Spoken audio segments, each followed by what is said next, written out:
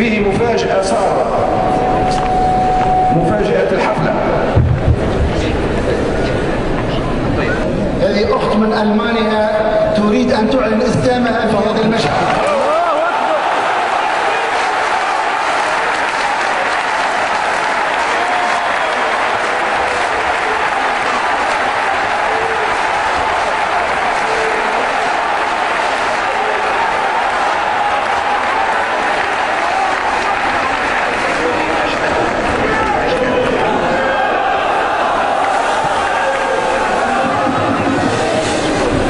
نرجو الاستماع.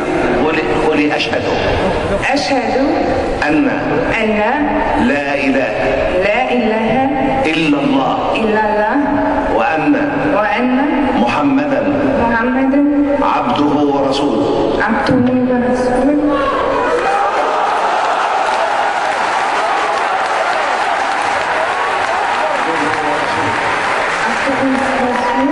وأن عيسى عبده ورسوله.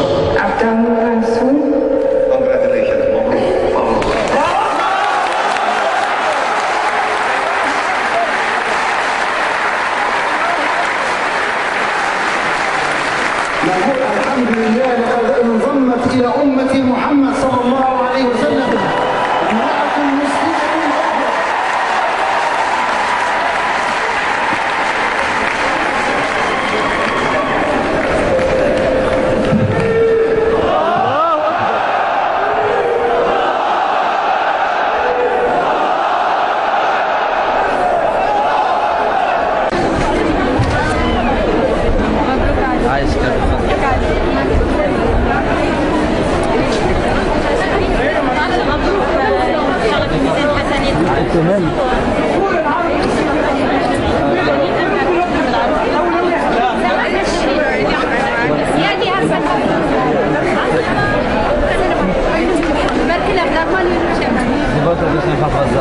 السلام عليكم.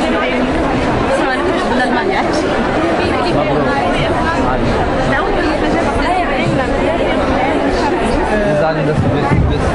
Gott ruft und sagst du, dass sie ihn einfach an Gott lieben und ein schönes Leben für ihn alle und so, ne?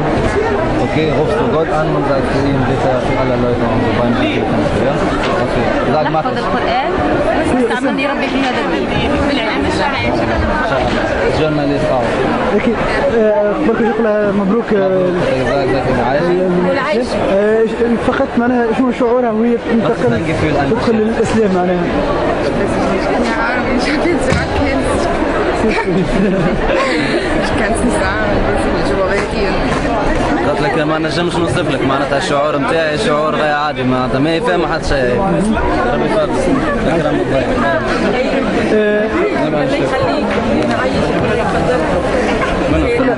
قداش عندك وانت تخمم باش تدخل الفكره هذه معناها قبل؟ الفكره هذه نجاوبك انا. جاوبي انت احسن.